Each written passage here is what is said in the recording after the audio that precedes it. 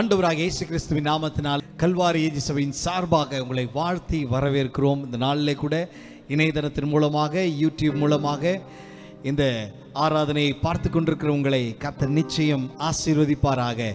நம்ம எல்லாரும் ஆண்டவரை ஆராதிக்க போகிறோம். இருக்கிற இடத்துல கண்களை மூடி நம்ம ஆண்டவரை நோக்கி பார்ப்போம். எங்களை நேசிக்கிற எங்கள் அன்பின் பரலோக பிதாவே, ஆண்டவரே உமக்கு ஸ்தோத்திரம். இந்த நாளிலே கூட நம்முடைய சமூகத்தில் வந்திருக்கிறோம்.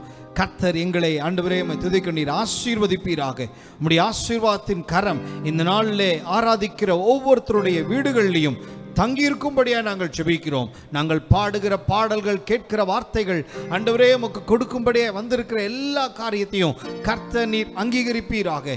கர்த்தர் எங்களோடு பேசுவீராக. இந்த நாளிலே ஒரு பெரிய மாற்றத்தோடு, ஒரு பெரிய ஆண்டவரே திருப்புமுனையோடு என் தேவன் ஆண்டவரே இந்த ஆராதனையிலே எங்களுக்குள்ளே கிரியை செய்யும்படியா நாங்கள் ஜெபிக்கிறோம்.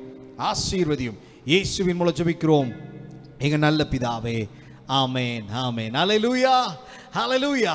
சங்கீதம் 5:11 பார்க்கிறோம், உம்மை நம்பி இருக்கிறவர்கள் யாவரும் சந்தோஷித்து என்னாலும் கம்பீரிப்பார்களாக. நீர் அவர்களை காப்பாற்றுவீர். உம்முடைய நாமத்தை நேசிக்கிறவர்கள் உம்மில் களி கூறுவார்கள். ஆமென், ஹல்லேலூயா. இந்த மாதம் முழுவதும் கர்த்தர் நம்மை ஆசீர்வதிக்க போகிறார். கர்த்தரை நம்பிக்கையாய் இருக்கிற ஜனங்கள் பாக்கியம் உள்ளது. ஆமென். நம்ம எல்லாரும் ஆண்டவரை ஆராதிக்க போகிறோம். எப்படிப்பா நன்றி சொல்லுகிறேன், நீர் செய்த நன்மை எண்ணியே என்று சொல்லி எல்லா நேரத்திலையும் கர்த்தர் நமக்கு உதவி செய்தார். தடுமாறின போது, நாம் அவரை கூப்பிட்ட போது, சோர்ந்து போன போது கர்த்தர் நமக்கு உதவியாய் இருந்தார். ஆமென், ஹல்லேலூயா. பாடுவோமா? எப்படிப்பா நன்றி சொல்கிறேன், நீ செய்த நன்மை எண்ணியே.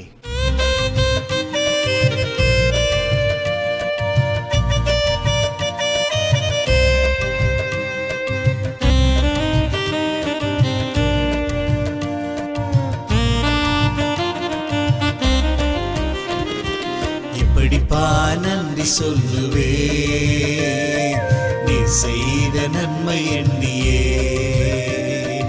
எப்படிப்பா நன்றி சொல்லுவே, நீ செய்த நன்மை எண்ணியே. நன்றியா ஏசையா, நன்றியா ஏசையா. எப்படிப்பா நன்றி சொல்லுவே, நீ செய்த நன்மை எண்ணியே. எப்படிப்பா நன்றி சொல்லுவே, நீ செய்த நன்மை எண்ணியே. தடுமாறும் போது நீ தாங்கி நீரையா, தடுமாறும் போது நீ தாங்கி நீரையா. தவித்து நின்ற போது நீர் உதவி செய்தீரே, தவித்து நின்ற போது நீர் உதவி செய்தீரே.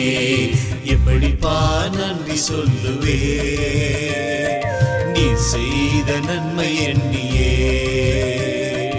எப்படிப்பா நன்றி சொல்லுவே, நீ செய்த நன்மை எண்ணியே.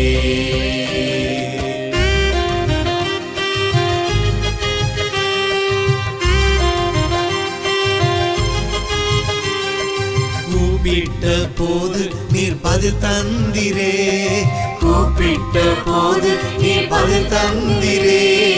குறைவுபட்ட போது நீர் நிறைவாக்கினீர், குறைவுபட்ட போது நீர் நிறைவாக்கினீர். எப்படிப்பா நன்றி சொல்லுவே, நீ செய்த நன்மை எண்ணியே. எப்படிப்பா நன்றி சொல்லுவே, நீ செய்த நன்மை எண்ணியே.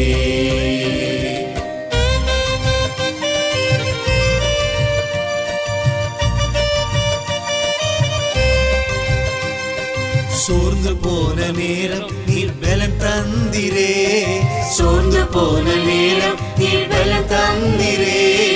பலவீன நேரம் நீர் சுகம் தந்திரே, பலவீன நேரம் நீர் சுகம் தந்திரே. எப்படிப்பா நன்றி சொல்லுவே, நீ செய்த நன்மை எண்ணியே. எப்படிப்பா நன்றி சொல்லுவே, நீ செய்த நன்மை எண்ணியே. ஹல்லேலூயா, ஹல்லேலூயா. எல்லா நேரத்திலும் நமக்கு உதவி செய்த கர்த்தர், எல்லா நேரத்திலும் நமக்கு உதவியாய் இருந்த அவர் எவ்வளவு நல்லவர். இருக்கிற இடத்துல கரங்களை உயர்த்தி சொல்லுங்க, ஆண்டவரே உமக்கு ஸ்தோத்திரம். உம்மால் ஆகாத காரியம் ஒன்றும் இல்லை ராஜா, ஆகாதது எதுவுமே இல்லை ஆண்டவரே. அகிலத்தையும் அனைத்தையும் உண்டாக்கின கர்த்தர். ஓ ஹல்லேலூயா. துதி செய்ய தொடங்கின போது எதிரிகள் தங்களுக்குள்ளே வெட்டுண்டு மடிய செய்தீரே. இப்பொழுது நாங்கள் துதிக்கும் போது எங்களுக்கு விரோதமாக எழும்பியிருக்கிற பிசாசின் சூழ்ச்சிகள், எங்களுக்கு விரோதமாக எழும்பியிருக்கிற எங்கள் குடும்பங்களுக்கு விரோதமாய், இதை பார்த்து கொண்டிருக்கிற குடும்பங்களுக்கு விரோதமாய், ஓ ஹல்லேலூயா, எழும்பியிருக்கிறதான எல்லா காரியங்களையும் கர்த்தர் இப்பொழுது நிர்மூலமாக்குவீராக. சத்தத்தை உயர்த்தி ஆண்டவரை துதிங்க, சத்தத்தை உயர்த்தி ஆண்டவரை ஸ்தோத்திரம் பண்ணுவோம். நம்முடைய ஆண்டவர் அவர் நல்லவர், அவர் வல்லவர், அவர் நம்மை பாதுகாக்கிறவர். அவரால் கூடாத காரியம் ஒன்றும் இல்லை. அவர் நம்மை நடத்துகிற கர்த்தர். ஆமென். ஹல்லேலூயா, ஹல்லேலூயா, ஹல்லேலூயா. இன்னொரு பாடலை பாட போகிறோம். ஆகாதது எதுவும் இல்லை, அவரால் ஆகாதது எதுவும் இல்லை. ஆமென். பாடுவோமா? நம்ம எல்லாரும் சேர்ந்து அவரால் கூடாதது ஒன்றும் இல்லை என்று சொல்லி இருக்கிற இடத்துல கரங்களை தட்டி நாம் சேர்ந்து பாட போகிறோம். பாடுவோமாக.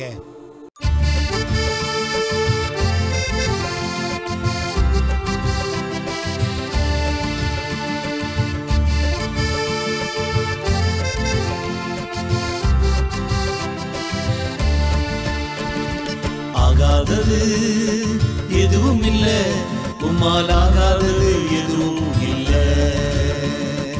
ஆகாதது எதுவும் இல்லை, உம்மால் ஆகாதது எதுவும் இல்லை. அகிலம் அனைத்தையும் உண்டாக்கி ஆளுகிறீர், அகிலம் அனைத்தையும் உண்டாக்கி ஆளுகிறீர். ஆகாதது எதுவும் இல்லை, உம்மால் ஆகாதது எதுவும் இல்லை.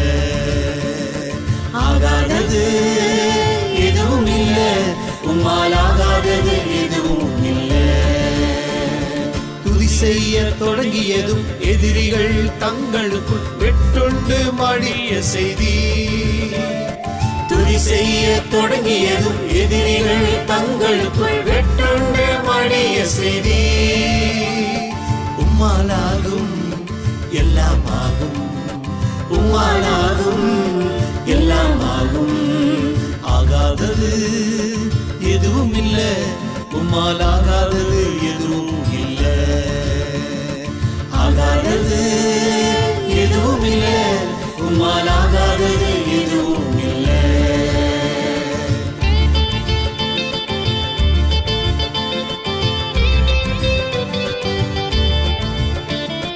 அலங்கார வாசலிலே அலங்கோலம் உடவன் என்று நடந்தானே இயேசு நாமத்தில்.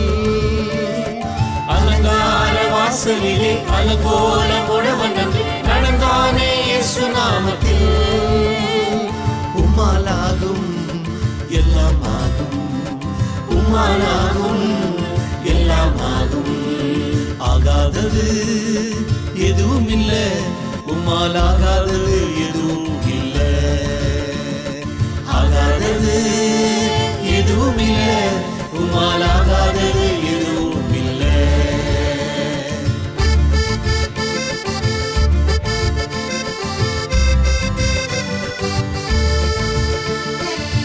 கோலும் கையுமாக பிழைக்க சென்றார் யாக்கோபு, பெருக செய்தீர் பெருங்கூட்டமா. கோலும் கையுமாக பிழைக்க சென்றார் யாக்கோபு, பெருக செய்தீர் பெருங்கூட்டமா. உம்மாலாகும் எல்லாமாகும், உம்மாலாகும் எல்லாமாகும். ஆகாதது எதுவும் இல்லை, உம்மால் ஆகாதது எதுவும் இல்லை. ஆகாதது எதுவும் இல்லை, உம்மால் ஆகாதது எதுவும் இல்லை. அவரால் ஆகாதது எதுவுமே இல்லை. ரெண்டு கரங்களை உயர்த்தி சொல்லுங்க, ஹல்லேலூயா. கோலும் கையுமாக பிழைக்க சென்ற யாக்கோபை கர்த்தர் பெருக செய்தார். ஒருவேளை ஒன்றுமில்லாத சூழ்நிலையோடு இந்த ஆராதனையை நீங்கள் பார்த்து கொண்டிருக்கலாம். கர்த்தர் சொல்லுகிறார், நான் உங்களை பெருக பண்ணுவேன், நான் உங்கள் நடுவில் இருக்கிறேன், உங்க சூழ்நிலையை மாற்றுவேன் கர்த்தர் சொல்லுகிறார். விசுவாசிக்கிறவங்க நல்ல கரங்களை தட்டி ஓ ரபபர ஷகரதல ரபா ஓ ரிகபலர ஷகரதல ரபா. ஹல்லேலூயா. எத்தனை பேர் சொல்லுவீங்க? எத்தனை பேர் சொல்லுவீங்க? கர்த்தர் நல்லவர், கர்த்தரால் கூடாதது ஒன்றுமே இல்லை. ஹல்லேலூயா. 38 வருடமாய் ஓ ஹல்லேலூயா யாருமே சுகப்படுத்தாத சூழ்நிலையிலே, ஒன்றும் செய்ய முடியாத சூழ்நிலையிலே இருந்த மகனை தேடி இயேசு கிறிஸ்து 5 மண்டபங்களை தாண்டி வந்தார். வந்து அவனை சுகப்படுத்தினார். அதே போல இந்த நாளிலே ஆராதித்துக் கொண்டிருக்கிற உங்கள் வீடுகளிலே இப்பொழுது வந்து கொண்டிருக்கிறார். ஓ ஹல்லேலூயா. உங்களை சுகப்படுத்தும்படியாய், உங்கள் நிலைமையை மாற்றும்படியாய், உங்கள் குறைகளை நீக்கும்படியாய் இப்பொழுது வந்து கொண்டிருக்கிறார். எத்தனை பேர் சொல்லுவீங்க? இருக்கிற இடத்துல கரங்களை உயர்த்தி சொல்லுங்க, நீரே ஆண்டவரே, எனக்கு நீர் இல்லாத ஆண்டவரே எங்க வாழ்க்கையில ஒண்ணுமே இல்லை ராஜா, எங்களுக்கு எல்லாம் நீர் தான் ஆண்டவரே. 2 கரங்களை உயர்த்தி சொல்லுவீங்களா? நீரே எங்களுக்கு ராஜா. ஹல்லேலூயா, ஹல்லேலூயா, ஹல்லேலூயா. நாங்கள் உம்மையே நம்பி இருக்கிறோம், நாங்கள் உம்மையே நம்பி இருக்கிறோம் ஆண்டவரே. ஓ ஜீசஸ், ஹல்லேலூயா, ஹல்லேலூயா. 2 கரங்களை உயர்த்தி சொல்லாமா?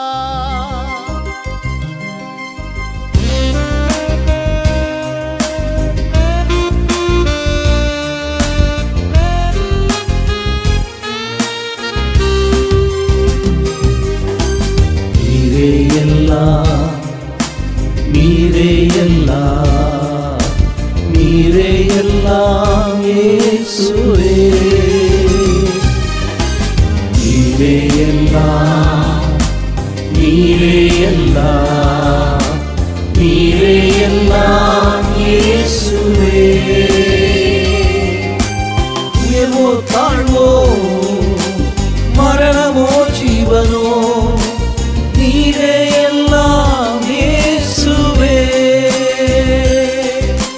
உயர்வோ தாழ்வோ, மரணமோ ஜீவனோ, நீரே எல்லாம் இயேசுவே.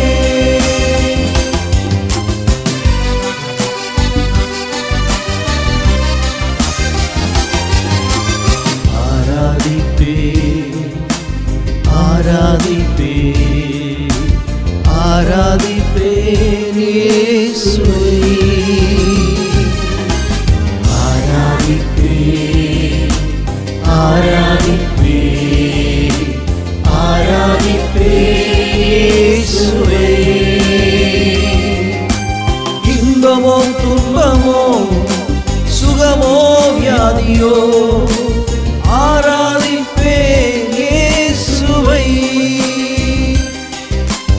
இன்பமோ துன்பமோ, சுகமோ வியாதியோ, ஆராதிப்பேன் இயேசுவை.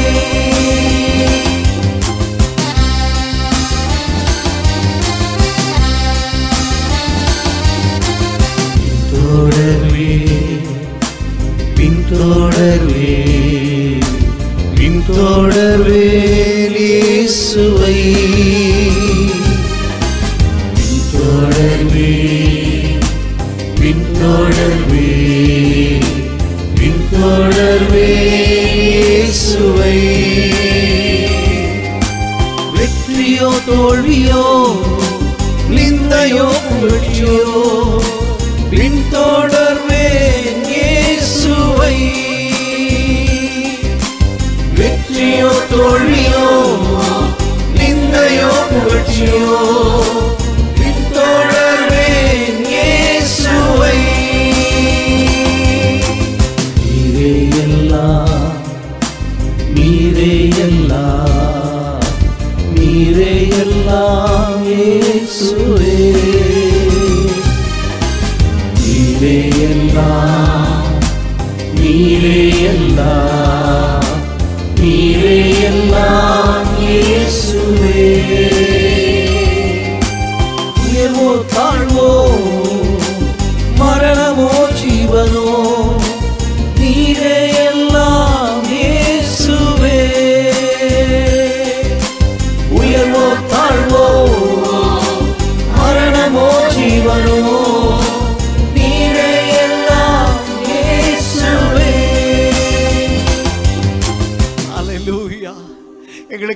எல்லாம் நீர்தான் ஆண்டவரே. ஹல்லேலூயா, உம்மையே நாங்கள் நம்பி இருக்கிறோம் ராஜா. எத்தனை பேர் சொல்லுவீங்க ஹல்லேலூயா? கர்த்தருக்கு காத்திருக்கிறவர்கள் கழுகளை போல சட்டைகள் எடுத்து எழும்புவார்கள் என்று சொல்லி வேதம் சொல்லுகிறது போல, என கருமையானவர்களே, அவருக்கு காத்திருக்கிற உன்னுடைய வாழ்க்கையில கர்த்தர் நிச்சயம் உன்னை நடத்த வல்லமை உள்ள தேவனா இருக்கிறார். குறித்த காலத்தில் உன்னுடைய தரிசனத்தை அவர் நிறைவேற்றுவார். அவர் பொய் சொல்லுகிற தெய்வம் அல்ல, அவர் மனம் மாறுகிற கர்த்தர் அல்ல. உங்கள் வாழ்க்கையிலே அவர் சொன்னதை கட்டாயம் நிறைவேற்றுவார். ஒருவேளை இன்றைக்கு இருக்கிற சூழ்நிலை நடக்க முடியாமல் இருக்கலாம், இன்றைக்கு இருக்கிற சூழ்நிலை அதை பார்க்க முடியாமல் இருக்கலாம். என் கர்த்தர் சொல்லுகிறார், நீ சீக்கிரத்தில் அதை காண்பாய், நீ சீக்கிரத்தில் அதை உணர்வாய், நீ சீக்கிரத்தில் அதை பெற்றுக்கொள்வாய். கரங்களை தட்டி கர்த்தருக்கு நன்றி சொல்லுங்க. ஓ ரபாலரா ஷகரதலரபா ஓ ரிகலரபரப ஷவரதலரரா. அனைத்தையும் இழந்தாலும், உறவுகள் பிரிந்தாலும், யார் விண்ண விட்டு போனாலும், அழைத்த தேவன் உண்மையுள்ளவர். சொல்லுங்க சொல்லுங்க, ரெண்டு கரங்களை உயர்த்தி சொல்லுங்க. அழைத்த தேவன் நீர் உண்மையுள்ளவர் ஆண்டவரே. எங்களை அழைத்தவர் நீர் நிச்சயம் நடத்துவீர், நீர் நிச்சயம் நடத்துவீர் ஆண்டவரே. ஹல்லேலூயா. ரெண்டு கரங்களை உயர்த்தி சொல்லாமா?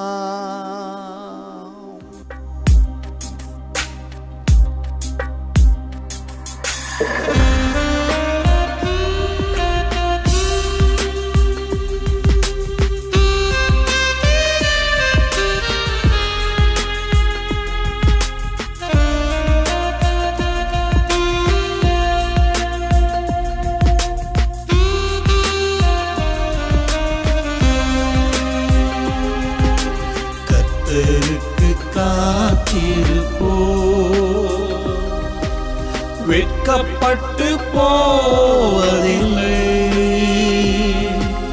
நிச்சயமாய் முடிவு உண்டு. உன் நம்பிக்கை வீண் போகாது. கர்த்தருக்கு காத்திருப்போ, வெட்கப்பட்டு போவதில்லை, நிச்சயமாய் முடிவு உண்டு. உன் நம்பிக்கை வீண் போகாது. காத்திருப்பே காத்திருப்பே, அற்புதங்கள் பெறும் வரை காத்திருப்பே காத்திருப்பே காத்திருப்பே, அற்புதங்கள் பெறும் வரை காத்திருப்பே. குறித்த காலத்திலே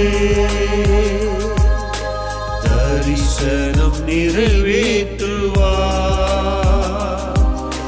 குறித்த காலத்திலே தரிசனம் நிறைவேற்றுவார்.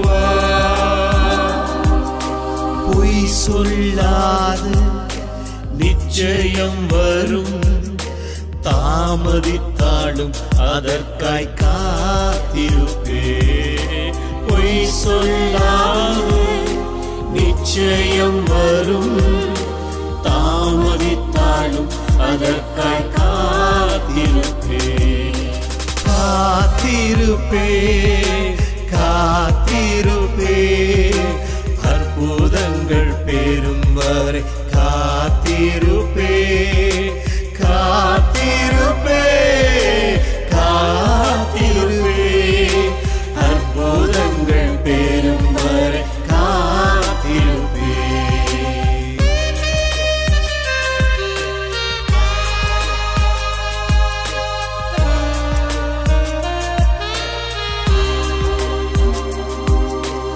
அனைத்தையும் இழந்தாலும், உறவுகள் பிரிந்தாலும், அனைத்தையும் இழந்தாலும், உறவுகள் பிரிந்தாலும், அழைத்தவரோ உண்மையுள்ளவர், சுக வாழ்வை சீக்கிரம் துளிர்க்க செய்வார். அழைத்தவரோ உண்மையுள்ளவர், சீக்கிரம் துளிர்க்க செய்வார். காத்திருப்பே காத்திருப்பே அற்புதங்கள் பெறும் வரை காத்திருப்பே காத்திருப்பே காத்திருப்பே அற்புதங்கள் பெறும் வரை காத்திருப்பே. கர்த்தருக்கு காத்திருப்போ வெட்கப்பட்டு போவதில்லை. நிச்சயமாய் முடிவு உண்டு. உன் நம்பிக்கை வீண் போகாது. கர்த்தருக்கு காத்திருப்போ வெட்கப்பட்டு போவதில்லை. நிச்சயமாய் முடிவு உண்டு. உன் நம்பிக்கை வீண் போகாது. நீங்கள் நம்பி இருக்கிற கர்த்தர் நிச்சயம் உங்களை நடத்த வல்லமையுள்ள தேவனாக இருக்கிறார். நிச்சயம் உங்களை நடத்த வல்லமையுள்ள தேவனாக இருக்கிறார். ஹல்லேலூயா. கர்த்தாவே, உம்மை நம்பி இருக்கிறேன், என்னை ஒருபோது வெட்கமடையாதபடி செய்யும் என்று சொல்லி சங்கீதக்காரன் சொல்றது போல எத்தனை பேர் சொல்றீங்க? கர்த்தாவே, உம்மை நான் நம்பி இருக்கிறேன்ப்பா, ஒருபோதும் நான் வெட்கப்பட்டு போக கூடாது. இந்த மாதத்துல என்ன தேவைகள் இருந்தாலும், எப்பேற்பட்ட சூழ்நிலைகள் இருந்தாலும், நான் வெட்கப்பட்டு போகாதபடிக்கு கர்த்தர் என்னை நடத்த வல்லமை இல்லவர். ஒரு நிமிஷம் ஜெபம் பண்ணுங்க. என்னை நடத்த வல்லமை என்னோடு இருக்கிறீர் ஆண்டவரே. இந்த மாதம் முழுவதும் கர்த்தர் என்னை நடத்துவீராக. நான் வெட்கமடையாதபடி செய்வீராக. நான் தலை குனிவடையாதபடி செய்வீராக. என் தலையை உயர்த்துவீராக ராஜா. இதை பார்த்து கொண்டிருக்கிற ஒவ்வொருத்தரையும் கர்த்தர் நீர் ஆசீர்வாதத்துக்காக நன்றி செலுத்துகிறோம். உம்முடைய ஆசீர்வாதம் அவர்கள் மேல் இறங்கினதுக்காக நன்றி செலுத்துகிறோம். உம்முடைய அபிஷேகம் அவர்கள் மேல் இறங்கினதற்காக நன்றி செலுத்துகிறோம். தொடர்ந்து நீர் எங்களோடு பேசுவீராக, எங்களோடு இடைபடுவீராக. இயேசுவின் மூலம் ஜெபிக்கிறோம் எங்கள் நல்ல பிதாவே. ஆமென். ஆமென். அறிவிப்புகள். சபை அங்கத்துவ அடையாள அட்டையை பற்றிய அறிவிப்பு. விசுவாசிகள் சபையின் அங்கத்தினர் அடையாள அட்டையை மாதத்தின் முதல் வாரத்தில் திருவிருந்து ஆராதனை அன்று கட்டாயம் கொண்டு வரவும். விசுவாசிகள் சபையின் அங்கத்தினர் அடையாள அட்டையை பெற அங்கத்தினர் படிவத்தை பூர்த்தி செய்து கொடுத்திருந்தால் மட்டுமே உங்கள் வட்டார ஏரியா தலைவர்கள் மற்றும் ஊழியர்களிடம் பெற்றுக்கொள்ள முடியும். இதுவரை அங்கத்துவ அடையாள அட்டை கிடைக்காதவர்கள் உங்கள் ஏரியா மற்றும் வட்டார தலைவர்கள் மற்றும் உதவி ஊழியர்களிடம் பெற்றுக்கொள்ளவும். அடையாள அட்டை கொண்டு வர தவறினால் அதற்குரிய படிவத்தை பூர்த்தி செய்து வரவேற்பு மேஜையில் கொடுத்து திருவிருந்து பெற்றுக்கொள்ளலாம். 40 நாட்கள் சிறப்பு உபவாச ஜெபம்.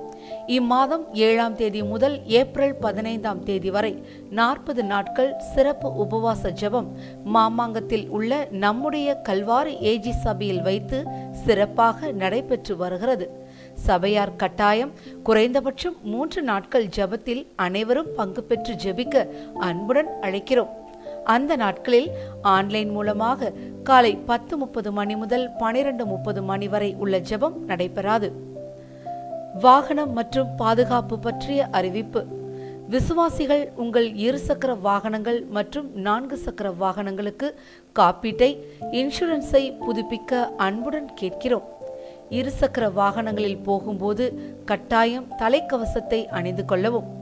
4 சக்கர வாகனங்களில் போகும்போது சீட் பெல்ட் அணிந்து கொள்ள தாழ்மையோடு கேட்கிறோம். வாகனங்களில் செல்லும்போது சாலை விதிகளை பின்பற்றவும். திருமண தகவல் மையம் பற்றிய அறிவிப்பு. நமது சபையில் புதன் மற்றும் வியாழன் கிழமைகளில் நமது மாமாங்கம் ஆலயத்தில் வைத்து திருமண தகவல் மையம் செயல்பட்டு வருகிறது. திருமணத்திற்காக காத்திருக்கிறவர்கள் நமது சபையின் திருமண தகவல் மையத்தில் பதிவு செய்யும்படி கேட்கிறோம். இதற்கான தொடர்பு எண்கள் sister Lilly Aruldas 9677164767, sister Baby Bala 9788154432. கர்த்தர் தாமே உங்களை ஆசிர்வதிப்பாராக. ஆமீன்.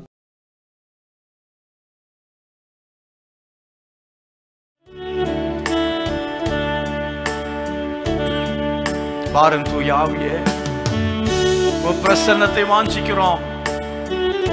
உம் வல்லமையால் என்னை நினைத்து நீர் ஆளுகை செய்வீராக. கேட்போமா?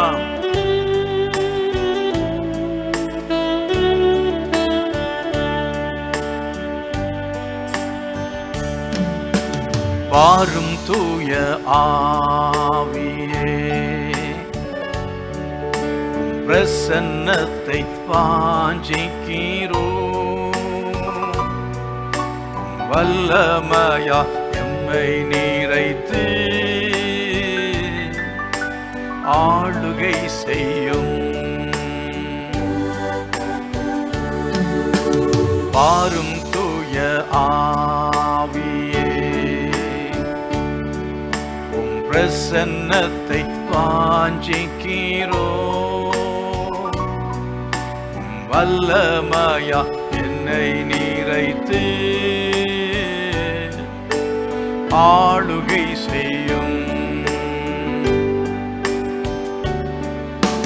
ஜீவ தண்ணீர் நீரே, தாகம் தீர்க்கும்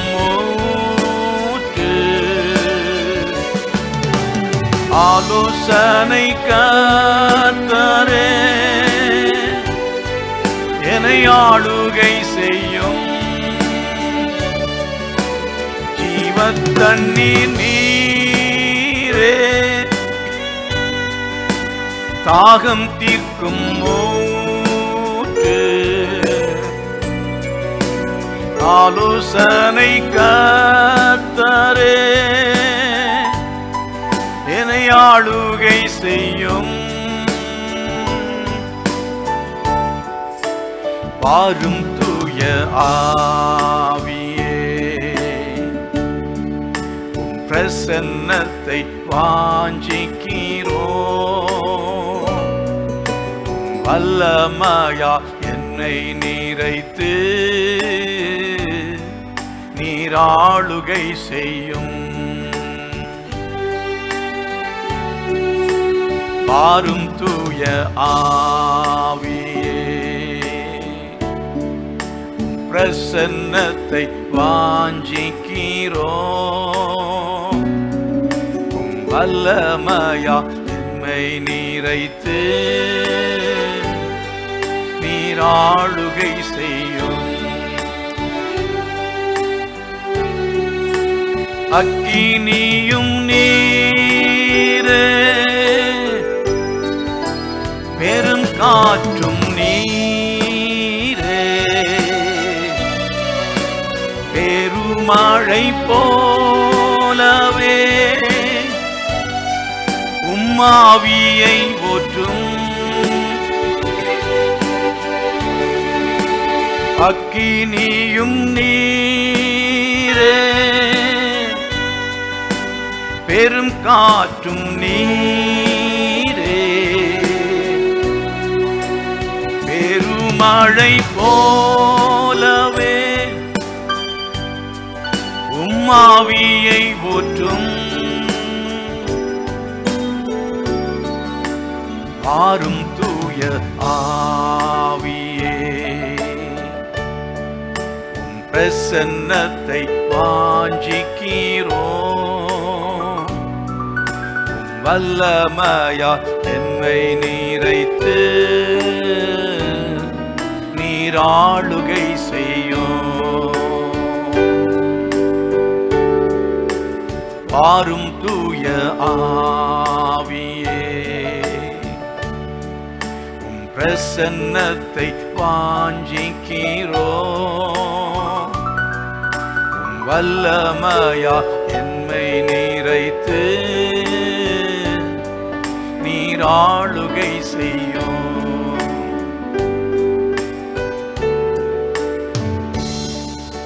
பரிசுத்த ஆவியானவரை இறங்கி வாங்க, எங்க நடுவில் உலாவுங்கப்பா. எங்களோடு இடைப்படும் பலவீனங்களை மாற்றி பலப்படுத்துகிற ஆவியானவரே, துன்பங்களையும் துயரங்களையும் நீக்கி ஆறுதல் படுத்துகிறவரே, எங்களை விடுதலையாக்குகிறவர், எங்களை ஆசீர்வதிக்கிறவர். நம்முடைய பிரசன்னத்தால் இந்த இடத்தை நிரப்புங்க, ஒவ்வொரு வீட்டையும் நிரப்புங்க. ஒவ்வொரு வார்த்தைகளும் உடைய ஜனங்களை ஆற்றட்டும், தேற்றட்டும், பலப்படுத்தட்டும். தொடர்ந்து நீ பேசும், நீ கிரியை செய்து உடைய நாமத்தை மையப்படுத்திக் கொள்ளும். இயேசுவின் நாமத்தில் பிதாவே, ஆமென், ஆமென். வாசிக்கலாம். மத்தேயு சுவிசேஷம் 8ஆம் அதிகாரம் 26வது வசனத்தில் இருந்து நான் வாசிக்கிறேன். அதற்கு அவர், அற்ப விசுவாசிகளே, ஏன் பயப்படுகிறீர்கள் என்று சொல்லி எழுந்து காற்றையும் கடலையும் அதட்டினார். உடனே மிகுந்த அமைதல் உண்டாயிற்று. இன்னும் சில வசனங்களுக்கு முன்னால் இருந்து நான் வாசிக்கிறேன், கவனியுங்கள். 23ஆம் வசனத்திலிருந்து வாசிக்க கேளுங்கள். அவர் படவில் ஏறின பொழுது அப்படி சீஷர்கள் அவருக்கு பின் சென்று ஏறினார்கள். அப்பொழுது படவு அலைகளினால் மூடப்படத்தக்கதாய் கடலில் பெரும் காற்று உண்டாயிற்று. அவரோ நித்திரையாயிருந்தார். அப்பொழுது அவருடைய சீஷர்கள் வந்து அவரை எழுப்பி, ஆண்டவரே, எங்களை இரட்சியும், மடிந்து போகிறோம் என்றார்கள். அதற்கு அவர், அற்ப விசுவாசிகளே, ஏன் பயப்படுகிறீர்கள் என்று சொல்லி எழுந்து காற்றையும் கடலையும் அதட்டினார். உடனே மிகுந்த அமைதல் உண்டாயிற்று.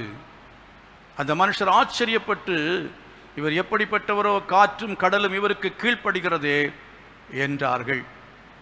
கண்களை மூடி ஆண்டவர் நோக்கி நம்ம ஜெபிக்கலாம். நல்ல பிதாவே, இந்த நாளிலேயும் உடைய வசனத்தின் மூலமாக எங்களோடு இடைபடும்படியாய் கேட்கிறேன். உடைய வார்த்தை அனுப்பி குணமாக்குகிற கர்த்தர், இந்த மாதத்தில் கர்த்தர் கொடுத்த வாக்குத்தத்த வசனத்திற்காய் ஸ்தோத்திரம். வெளிப்படுத்தின விசேஷத்திலே 1ஆம் அதிகாரத்தில் 17ஆம் வசனத்திலே நீ சொல்லி இருக்கிறபடி, பயப்படாதே, நான் முந்தினவரும் பிந்தினவரும் உயிருள்ளவருமாயிருக்கிறேன் என்று சொன்னீரே. எங்களோடு கடந்த நாட்களில் தெளிவாய் பேசி இருக்கிறதுக்காய் ஸ்தோத்திரம். அந்த பயத்தின் ஆவியிலிருந்து இன்னும் யார் யார் விடுவிக்கப்படாமல் இருக்கிறார்களோ எல்லாரையும் விடுவிக்கும்படியாய் ஜெபிக்கிறேன், விடுவிக்கும்படியாய் ஜெபிக்கிறேன். இந்த நாளில் தொடர்ந்து எங்களோடு கூட பேசுவீராக. இயேசுவின் நாமத்தில் பிதாவே, ஆமென். பயப்படாதே என்று சொல்லுகிற கர்த்தர், பயப்படாதே என்று வாக்குத்தத்தம் கொடுத்திருக்கிற ஆண்டவர், உலகத்திலே பயப்படாதே என்று திரும்பவும் திரும்பவும் நம்மை பார்த்து தலைமுறை தலைமுறையாய் பேசுகிற ஒருவர் உண்டென்றால் நம்முடைய ஆண்டவர் தான்.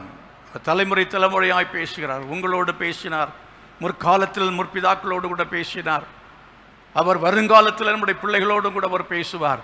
அவர் பேசுகிற வார்த்தை என்ன தெரியும்? அதிகமாய் பேசுகிற வார்த்தை பயப்படாதே என்று தான் பேசுவார். ஏனென்றால் இந்த உலகத்தில் பிறந்த மனுஷர்கள் எல்லாரும் பயத்தினாலே பீடிக்கப்பட்டிருக்கிறார்கள், பயத்தினாலே ஆட்கொள்ளப்பட்டிருக்கிறதை பார்க்கிறோம். ஆகவே இயேசு அவர் என்ன செய்கிறார் என்றால், அவர் ஒவ்வொரு மனிதனுடைய வாழ்க்கையிலையும் கடந்து சென்று அவனுடைய இந்த சூழ்நிலையின் மத்தியிலே ஆண்டவர் அவனை பார்த்து சொல்ல, நீ பயப்படாதே என்று அவர் சொல்லுகிற தேவனாக இருக்கிறார். உன்னுடைய வாழ்க்கையில நீ பயத்தோடு திகிலோடு வேதனையோடு கூட வந்திருப்பாய் என்று சொன்னால் அவர் நிச்சயமாகவே உன்னை விடுவிப்பதற்கு அவர் வல்லமுள்ள தேவன். இன்றைக்கே கர்த்தர் உன்னை பயத்திலிருந்து விடுவிக்க போகிறார். வேதம் சொல்கிறது, பயம் வேதனை உள்ளது. நமக்குள்ளே பயம் இருக்கும் என்றால் அது வேதனை உள்ள ஒன்று. நரகத்தை கொடிய வேதனையை கொடுக்கக்கூடியது என்று கூட சொல்லலாம். ஒரு மனிதனுடைய வாழ்க்கையிலே பயம் பிடித்து கொண்டதென்றால் அது அவனை மிகவும் வேதனைப்படுத்திவிடும், மிகவும் வேதனைப்படுத்திவிடும். திகில், கலக்கம், குழப்பங்கள் வரும் பொழுது அவன் பைத்தியக்காரனாக மாறிவிடுகிறான். பயம் வருகிற சமயத்திலே அவன் தற்கொலை செய்யும்படியான முடிவை எடுத்து விடுகிறதை பார்க்கிறோம். எதிர்காலம் எப்படி, இனி எல்லாம் சூன்யமாக தெரிகிறது, அவ்வளவுதான், முடிந்து போனது அப்படி என்று நினைக்கிற சமயத்திலே அவன் தற்கொலை செய்து மடியும்படி தீர்மானிக்கிறதை பார்க்கிறோம். ஆகிய அருமையானவர்களே, நாம் பயத்தினாலே தற்கொலை செய்து மறிக்கக்கூடாது. உங்களை பார்த்து பயப்படாதே என்று சொல்லுகிற ஒரு தெய்வம் இருக்கிறார், இயேசு என்கிற தெய்வம் இருக்கிறார். அவர் இருக்கிறபடினாலே, அவர் பயப்படாதே என்று சொல்கிறபடினாலே அவர் சும்மா சொல்ல மாட்டார். அவர் பயப்படாதே என்று சொன்னால் நிச்சயமாக உனக்கு ஒரு வழியை திறப்பார், உன்னை தூக்கி விடுவார். உன்னுடைய அந்த புயல் இருந்தும் உன்னுடைய அந்த அலைகள் மத்தியில் இருந்தும் உன்னை காப்பாற்றுவதற்கு இயேசு வல்லமை உள்ளவர். இந்த புயலில் நான் சிக்கி இருக்கிறேன், இந்த அலைகள் மத்தியிலே நான் சிக்கி தவித்துக் கொண்டிருக்கிறேன், இந்த துன்ப கடலிலே நான் ஆழ்ந்து போக போகிறேன், என்னை ஒருவரும் காப்பாற்ற முடியாது என்று நீ பயத்தினாலே நடுங்கி சோர்ந்து போயிருக்கிறாயா? கர்த்தராகிய இயேசு சொல்கிறார், நீ பயப்படாதே மகனே, நீ பயப்படாதே என்று சொல்கிறதை பார்க்கிறோம். இங்கே இந்த சூழ்நிலை அப்படித்தான் நாம் பார்க்கிறோம். சீஷர்கள் என்ன செய்தார்கள்? இயேசு கிறிஸ்து, அதாவது இதே போல 2 சம்பவங்களிலே ஆண்டவர் சீஷர்களுக்கு உதவி செய்திருக்கிறார். ஆனால் இங்கே படவிலே இயேசு ஏறினார், சீஷர்களும் அவருக்கு பின்னே சென்று ஏறினார்கள். சீஷர்களும் அவருக்கு பின்னே சென்று ஏறினார்கள். இயேசு முன்னாலே படவிலே ஏறினார், சீஷர்கள் பின்னாலே ஏறினார்கள் என்று சொன்னால், எப்போவுமே இயேசுவுக்கு பின்னாலே போகிற சீஷர்களாக இருந்தால் நிச்சயமாகவே அப்படிப்பட்டவர்களை கர்த்தர் காப்பாற்றுவார். நீ இயேசுவுக்கு பின்னாலே போய் படவிலே ஏறு. உன் குடும்ப வாழ்க்கையிலே உன் குடும்ப வாழ்க்கையை நடத்த வேண்டும் என்றால் முதலாவது இயேசுவை முன்னே அனுப்பு. உன் சூழ்நிலைகளிலே, உன் பிரயாணத்தின் மத்தியிலே, உன் பிரயாணத்தை இயேசு அவரை முன்னாலே போகும்படி சொல்ல, இயேசுவே எனக்கு முன்னே செல்லுவீராக, எனக்கு முன்னே செல்லும் என்று சொல்லி கேட்கும் பொழுது இயேசு உனக்கு முன்னே அவர் செல்லுவார். அவர் முன்னே சென்று அவர் உன்னோடு கூட தங்கியிருந்து அவர் உன்னை வழி நடத்துவார், உன்னை அவர் பாதுகாப்பார். உன்னை ஆண்டவர் தெரிந்து கொண்ட ஒரு உன்னதமான நோக்கம் உண்டு.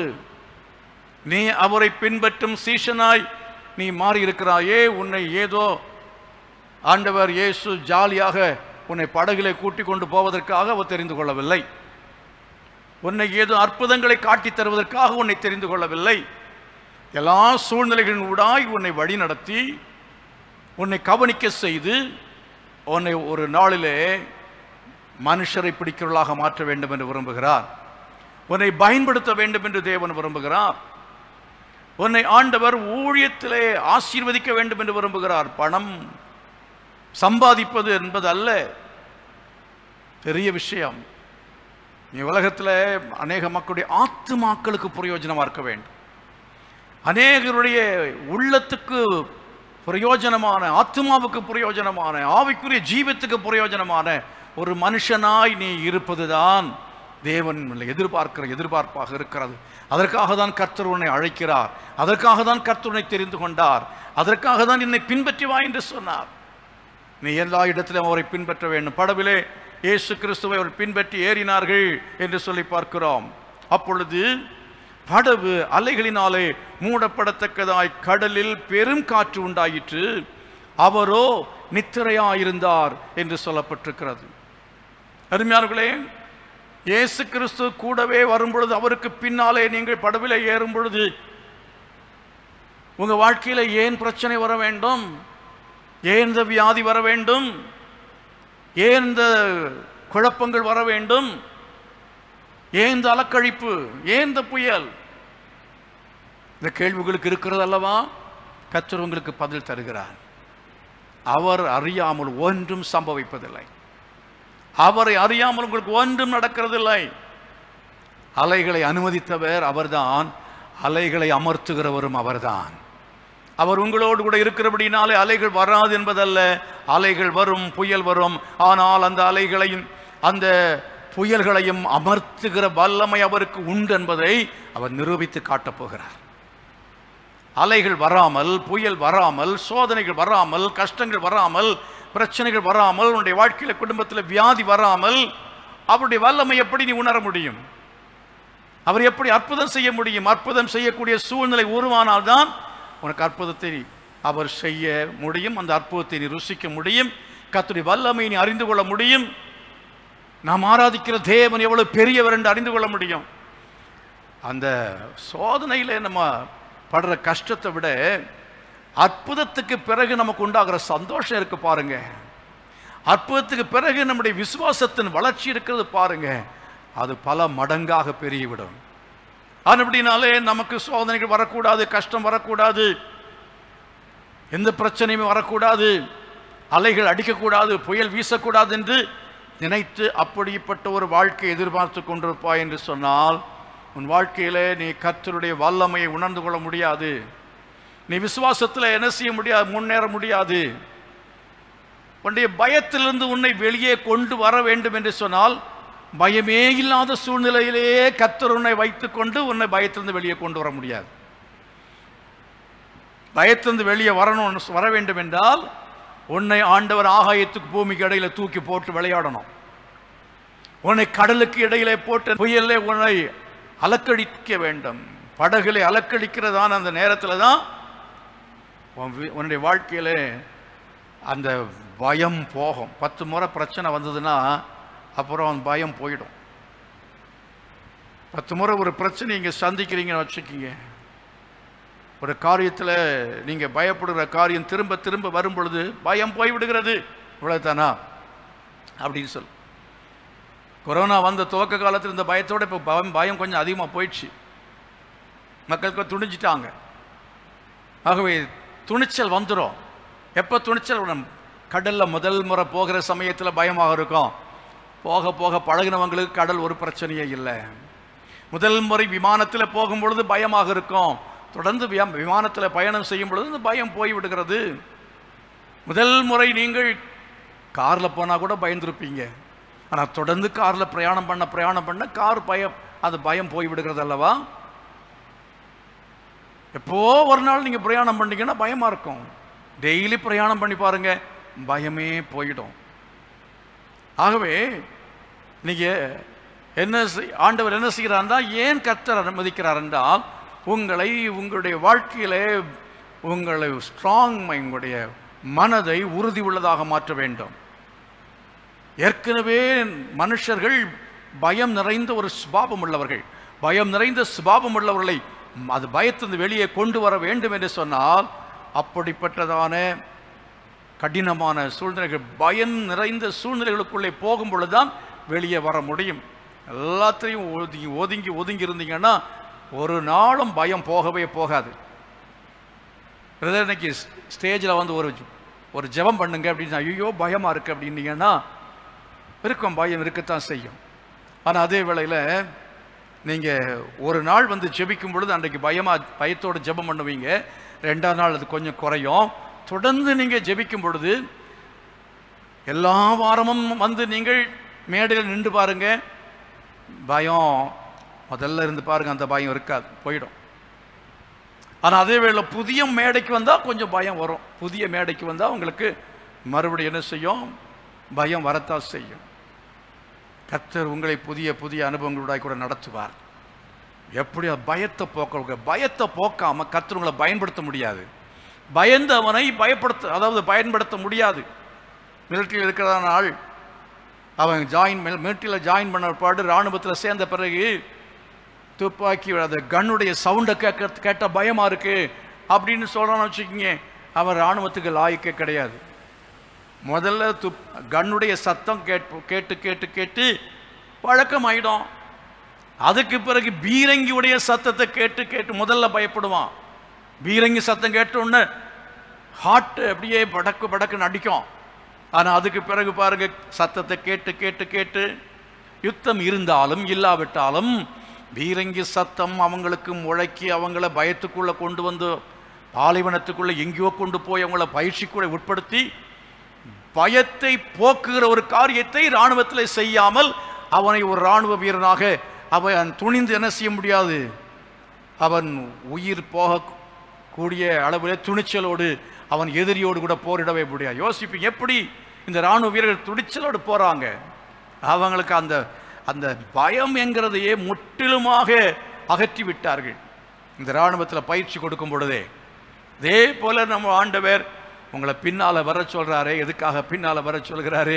இயேசு உங்களுக்கு பயிற்சி கொடுக்கும்படியாய் வர சொல்லுகிறார். நீங்கள் பயிற்சியை பெற்றுக்கொள்ளுகிறீர்கள். அவர் உங்களை படவில் ஏற்றி உங்களை பயிற்சி கொடுப்பார். குடும்பம் என்கிற படவில் ஏற்றி உங்களுக்கு பயிற்சி கொடுப்பார். குடும்பத்தில் முதல்ல குடும்பம்னு சொன்ன பயமாக இருக்கும் இல்லையா? கல்யாணம் பண்ணும் பொழுது கை பிடிக்கிற சமயத்தில் எவ்வளோ பயந்துருப்பீங்க. கை காலம் உதறி இருக்கும் இல்லையா? இப்போ எப்படி? ஆரம்பத்தில் பயந்த மனைவி இப்போ ரொம்ப தைரியமாயிட்டா. அவளுக்கு பயமே இல்லை. ஓ, இந்த ஆள் கல்யாணம் பண்ணால் என்னென்ன பண்ணுவாரோ இப்படியோன்னெலாம் பயந்துக்கிட்டு இருந்தவன் இப்போ பயம் இல்லாமல் போயிடுச்சு. அடி வாங்கி அதுலேயும் பழகி போச்சு, திட்டு வாங்கி அதுலேயும் பழகி போச்சு. இவ்வளவு தான் அப்படிங்கிற அளவுக்கு அவளும் மாறிட்டா.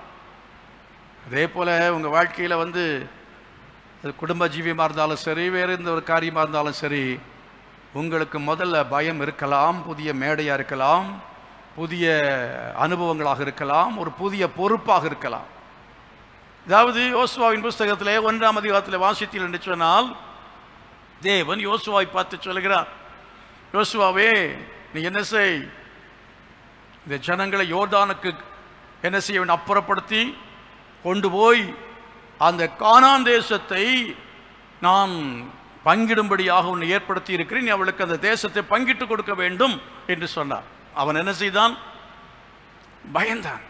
கர்த்தர் அவனை பார்த்து சொன்னார், நீ பயப்பட வேண்டாம், நீ கலங்க வேண்டாம் என்று சொன்னார். ஏற்கனவே அதை பற்றி பார்த்தோம் அல்லவா முதல் செய்தியிலே. ஆகவே பயம் என்கிறது ஒரு புதிய பொறுப்பை எடுக்க வேண்டும் என்றால் பயமாகத்தான் இருக்கும். ஒரு புதிய ஊழியம் இல்லை ஒரு புதிய ஊருக்கு போக வேண்டும் என்றால் பயமாகத்தான் இருக்கும். ஒரு புதிய காரியத்தை செய்யும் பொழுது பயமாகத்தான் இருக்கும். ஆனால் கர்த்தர் சொல்லுகிறார், நீ பயப்படாமல் இரு, நீ கலங்காமல் இரு, நீ தைரியமாயிரு என்று கர்த்தர் சொல்லுகிறார். அருமையானவர்களே, ஆண்டவர் அவ்விதமாய் சொல்லும் பொழுது நாம் புரிந்து கொள்ள வேண்டிய ஒரு சில காரியங்கள் உண்டு. என்ன தெரியுமா? இந்த யோசுவாவை நாம் எடுத்துக்கொள்வோம் என்று சொன்னால் 2ஆம் வசனத்திலே அவன் தேவனால் நடத்தப்பட்டான் என்பதை நீங்கள் கவனிக்க வேண்டும். அவன் தேவனால் நடத்தப்பட்டான் என்பதை கவனிக்க வேண்டும். நீ தேவனால் நடத்தப்பட்டாய் என்று சொன்னால் உனக்கு பயமே இல்லை. கர்த்தர் அவனை தெளிவாக பேசுகிறார். கானான் தேசத்திலே எல்லை இப்படி இருக்கும், அந்த தேசத்தை நானும் கொடுப்பேன் என்று சொல்லி கர்த்தர் அந்த எல்லையை, அந்த வரைபடத்தை கர்த்தர் சரியாக அவனுக்கு அவர் போட்டு கொடுக்கிறதை பார்க்கிறோம். கர்த்தர் தெளிவாய் நம்மோடு பேசிவிட்டார் என்று வைத்துக் கொள்ளுங்கள். அவர் பேசின பிறகு நமக்கு பயமே போய்விடும். ஊழியத்தில் ஒரு இடத்துல இருந்து திடீரென்று அந்த இடத்துல மனுஷரால் கைவிடப்பட்டு அங்கிருந்து மாற்று இடத்திற்கு புறப்பட வேண்டிய சூழ்நிலைகள் வந்த போதெல்லாம் கர்த்தர் தெளிவாய் பேசினார். அதே போல வாழ்க்கையின் ஒவ்வொரு சந்தர்ப்பத்தில் எல்லாம் என்ன செய்ய வேண்டும் என்று தெரியாமல் தடுமாறின வேளையிலெல்லாம் புதிய அனுபவங்கள், புதிய காரியத்தை செய்ய வேண்டும், புதிய ஒரு தீர்மானத்தை எடுக்க வேண்டும். அப்படிப்பட்டதான ஒரு முச்சந்தியிலே நிற்க வேண்டிய அந்த சந்தர்ப்பங்களிலே கர்த்தருடைய சமூகத்திலே உட்கார்ந்த பொழுது கர்த்தர் மிக தெளிவாய் பேசினார். ஆண்டவர் மிக தெளிவாய் பேசினார். தேவன் என்ன என்ன அவர் செய்ய போகிறார் என்கிறதை பற்றி பேசினார். இன்னொரு பட்டணத்திலிருந்து இந்த பட்டணத்துக்கு வரும்போது கர்த்தர் தெளிவாய் பேசினார். சின்னவனாயிரமும் சிறியவன் பலத்த ஜாதியுமாவான், கர்த்தராகிய நான் ஏற்ற காலத்தில் செய்வேன், நீ போ என்று சொன்னாரே, அப்படியே செய்தார் அல்லவா?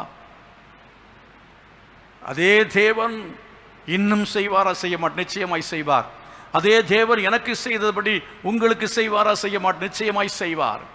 ஆகவே தேவனுடைய வார்த்தையை பெற்றுக்கொள்ளுங்கள். Get the word of God. தேவனுடைய வார்த்தையை பெற்றுக்கொள்ளுங்கள்.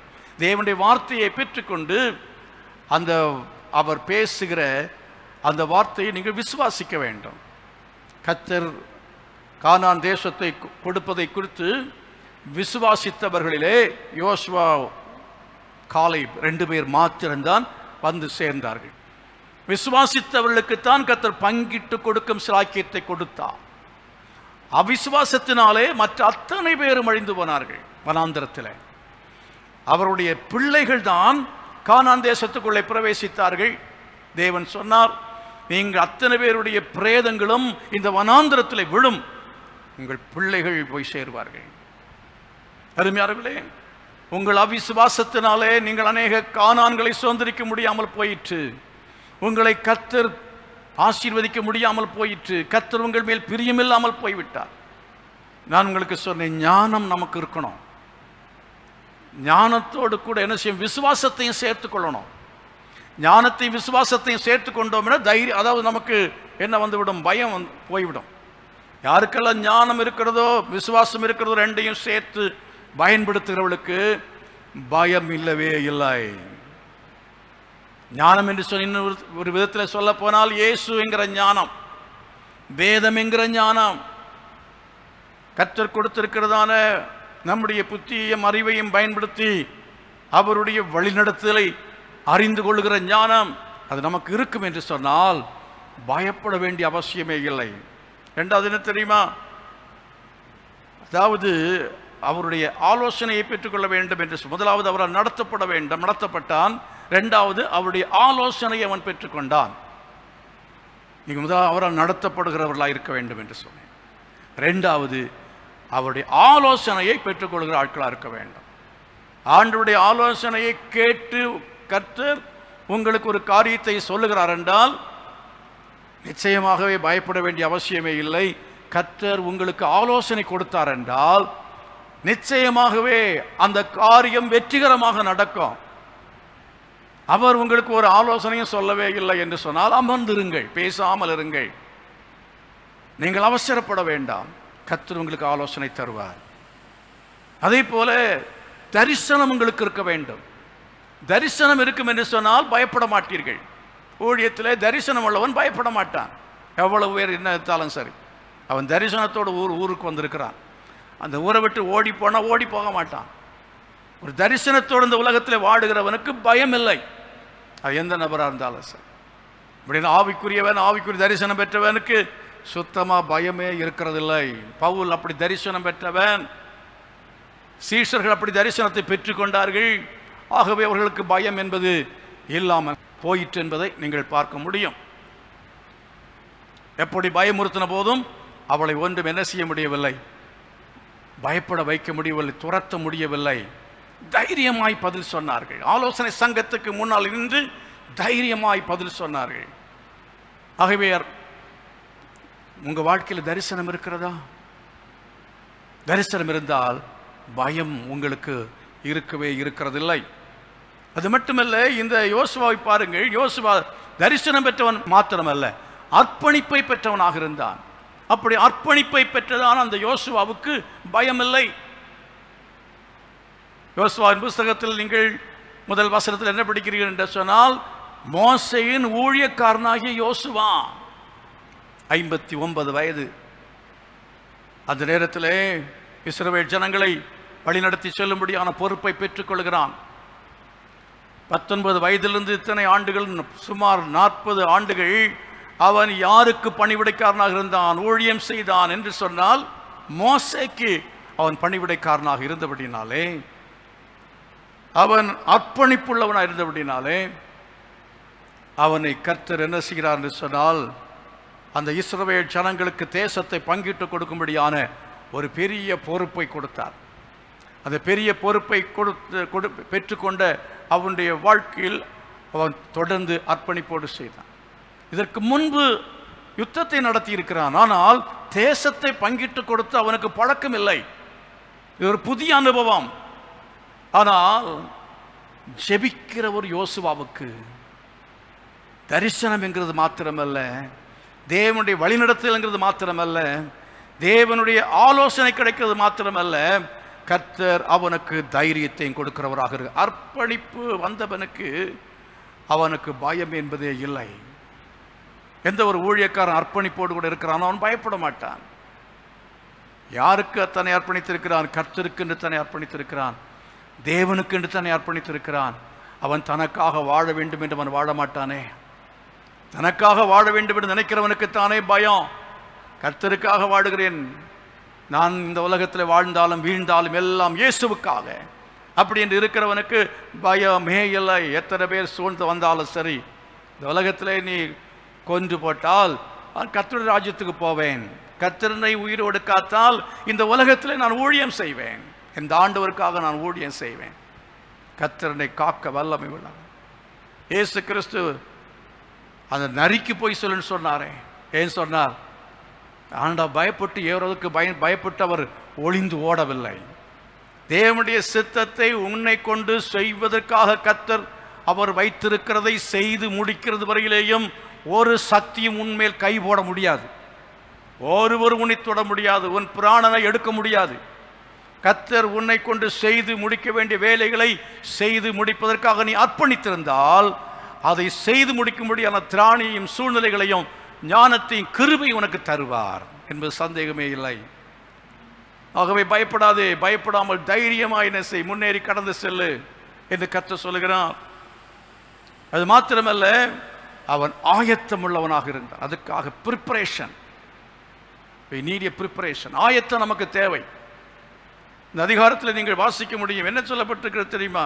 யோசுவாவின் புஸ்தகத்தில் 1ஆம் அதிகாரத்தில் வாசிக்க, அப்பொழுது யோசுவா ஜனங்களின் அதிபதிகளை நோக்கி, நீங்கள் பாளையத்தை உருவ நடந்து போய் ஜனங்களை பார்த்து உங்களுக்கு போஜன பதார்த்தங்களை ஆயத்தம் பண்ணுங்கள், உங்கள் தேவனாகிய கர்த்தர் உங்களுக்கு சுதந்திரிக்க கொடுக்கும் தேசத்தை நீங்கள் சுதந்திரித்துக் கொள்ளும்படி இன்னும் 3 நாளைக்குள்ளே இந்த யோர்தானை கடந்து போவீர்கள் என்று சொல்ல சொன்னான். இன்னும் என்னென்ன காரியங்கள் செய்ய வேண்டும் எல்லாவற்றையும் சொல்லி ஜனங்களை ஆயத்தப்படுத்தினான் என்று சொல்லி பார்க்கிறோம்.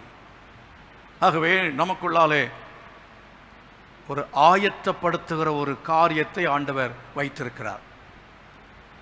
நம்மை ஆயத்தப்படுத்த வேண்டும். இந்த மைண்டை ப்ரிப்பேர் பண்ணணும், நம்முடைய சரீரத்தை ப்ரிப்பேர் பண்ணணும்.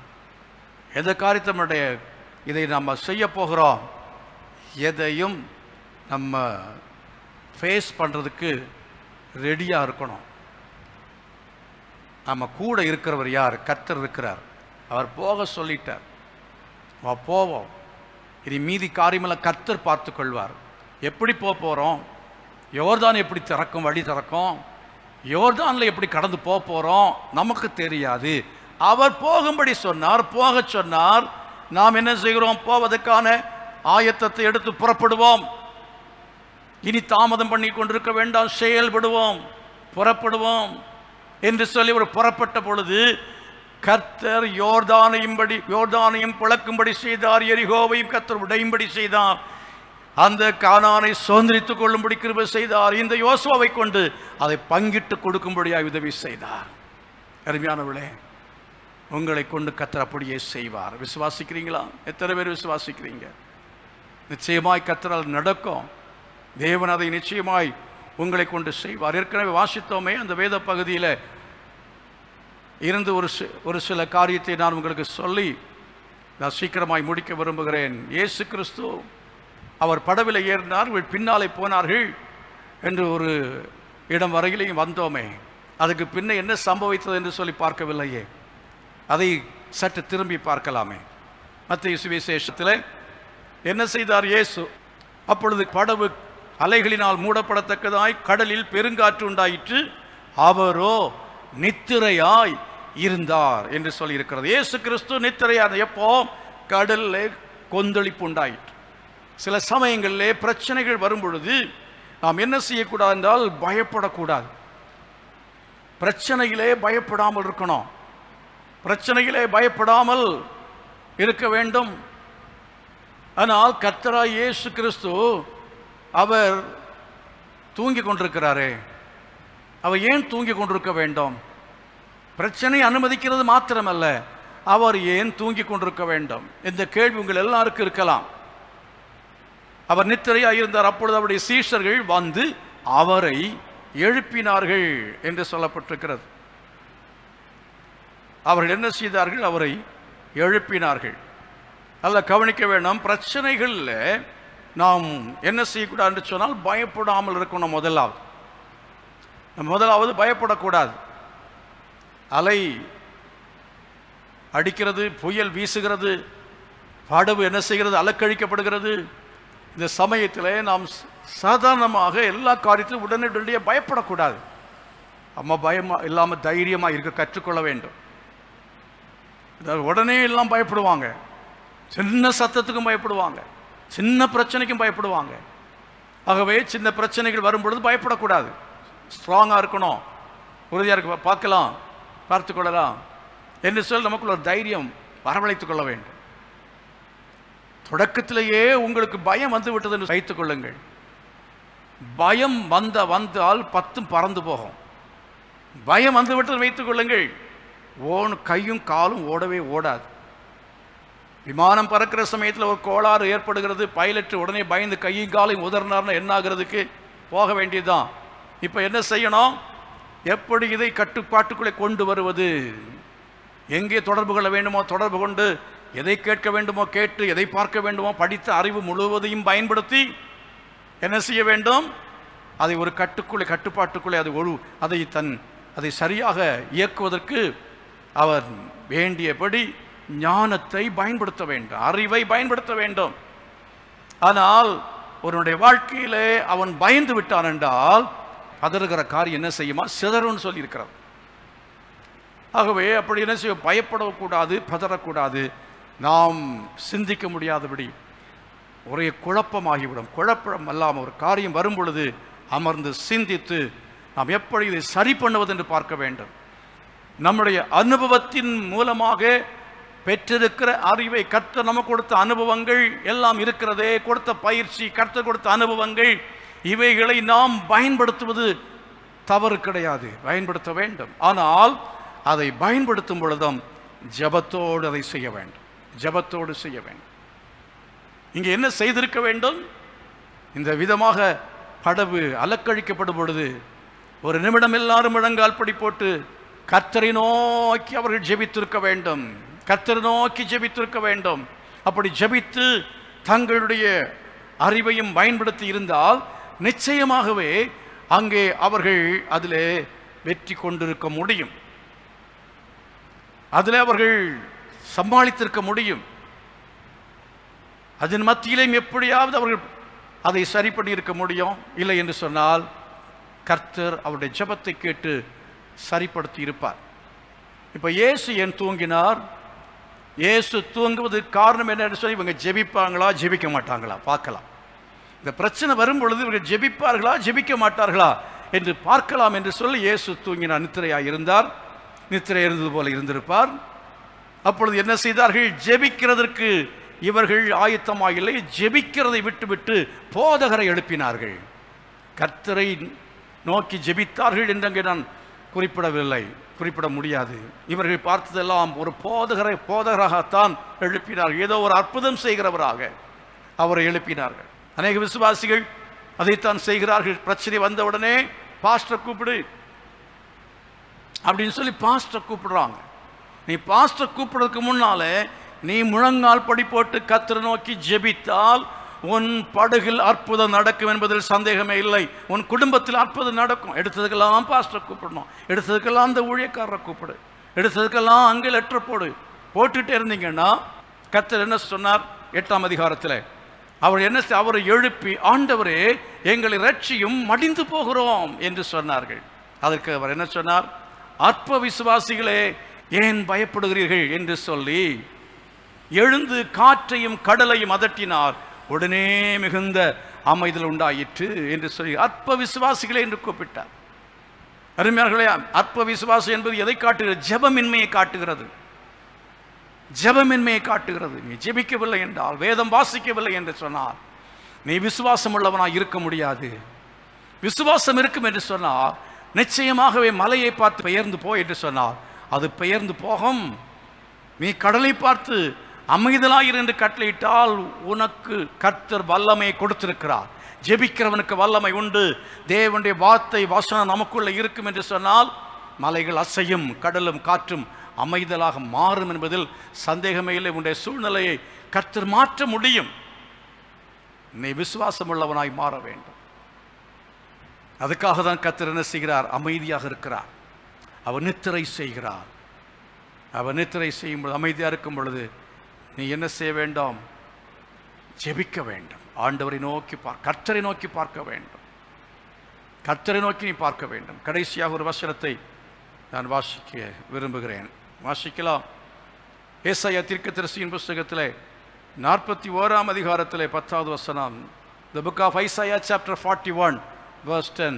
நீ பயப்படாதே, நான் உன்னுடனே இருக்கிறேன், திகையாதே, நான் உன் தேவன், நான் உன்னை பலப்படுத்தி உனக்கு சகாயம் பண்ணுவேன், என் நீதியின் வலது கரத்தினால் உன்னை தாங்குவேன் என்று கர்த்தர் சொல்கிறார். இதோ உன்மேல் எரிச்சலாயிருக்கிற யாவரும் வெட்கி லட்சை அடைவார்கள். உன்னோடே வழக்காடுகிறவர்கள் நாசமாகி ஒன்றுமில்லாமற் போவார்கள். உன்னோடே போராடினவர்களை தேடியும் காணாதிருப்பாய். உன்னோடே யுத்தம் பண்ணின மனுஷர் ஒன்றுமில்லாமல் இல்பொருளாவார்கள். உன் தேவனாயிருக்கிற கர்த்தராகிய நான் உன் வலதுகையை பிடித்து பயப்படாதே, நான் உனக்கு துணை நிற்கிறேன் என்று சொல்லுகிறேன்.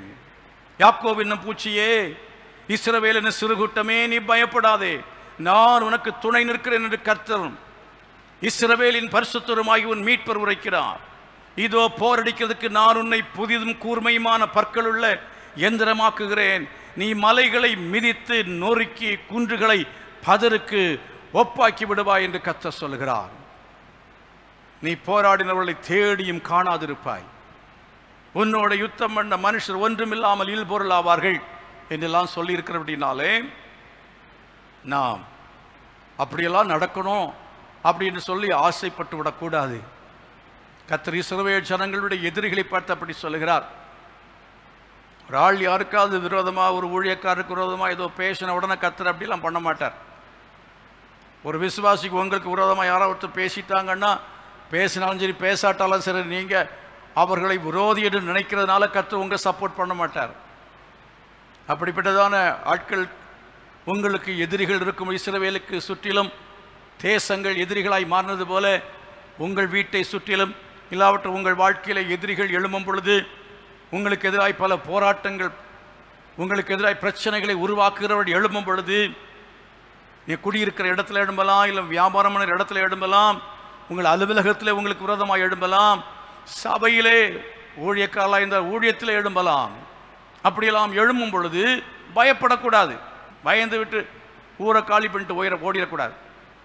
பயந்து நீங்கள் அப்படியே மனம் தளர்ந்து வாழ்க்கையை வெறுத்து கைவிட்டு விடக்கூடாது. வாழ்க்கையில் நீங்கள் தொடர்ந்து முன்னேற வேண்டும், செயல்பட வேண்டும்.